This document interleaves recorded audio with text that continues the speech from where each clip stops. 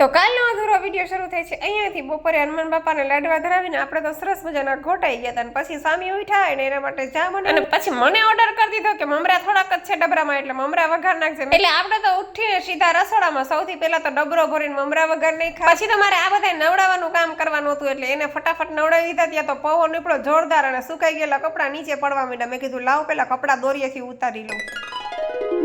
હા, પછી મારા જેવી આળસુડી બાઈ હોય એને તો કપડા પાછા ધોવા પડે ને તો વો લાગે. અને આજે મારું ગટું કેમ ઓળખાય ખબર છે? લાડવામાંથી સિક્કો નીકળો જે મેં નાખ્યો હતો ને સવારે લાડવા બનાવતી હતી ત્યાં. એટલે મેં કીધું ગટુ હું તારી માં છું, તને લાડવો તો ખવડાવીને જ રહીશ. અને રોંઢે તો ભાઈ પાછા અમે ઉપડી ગયા બધા જીથુડીઓ. અને જીથુડી ભાઈ ટ્રાફિક એટલે કાંઈ ન ઘટે. નજર નાખો ને નકરું માણા જાણે કે મેળો ભરાણો હોય. અને મેળાની બધી વસ્તુ ને વેચાતી હતી. મારું ગટું જાતા આવે જો આ ટેટુ દેખી ગયું, શંકર ભગવાનનું ટેટુ કરાવી લીધું.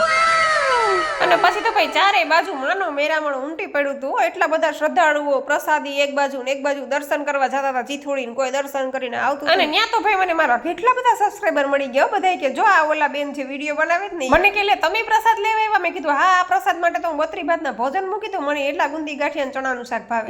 પછી તો રસ્તામાં જ બાનું ઘર આવે ને ત્યાં મારા ભાભી સીધી દાળ ઢોકરી બનાવતી હતી. અડધા પ્રસાદ લઈ આવ્યા, અડધા માટે ભાભીએ દાળ ઢોકરી બનાવી નાખી હતી. ને આપણે તો ખાલી આ વિડીયો લેવા જ આ ક્લિપ લીધી હો ભાઈ, કેમ કે મને કઈ આવડતી નથી.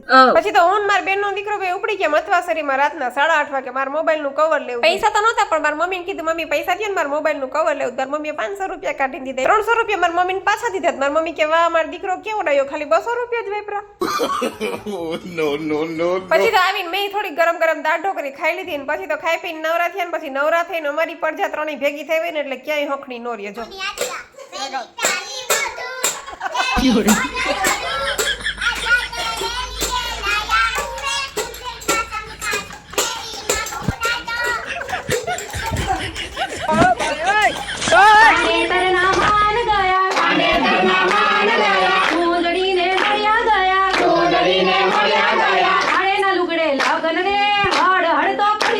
બિચારા બા નતા આવતા ને તો બાને ધરાર લાઈટ કાઢીને બેહાડી દીધા. કેમ કે અમારી એક મેમ્બર ઘટતું હતું વિડીયો બનાવવા. મેં કીધું બા તૈયારીમાં રહેજો, હતી વેકેશન તો બાકી છે.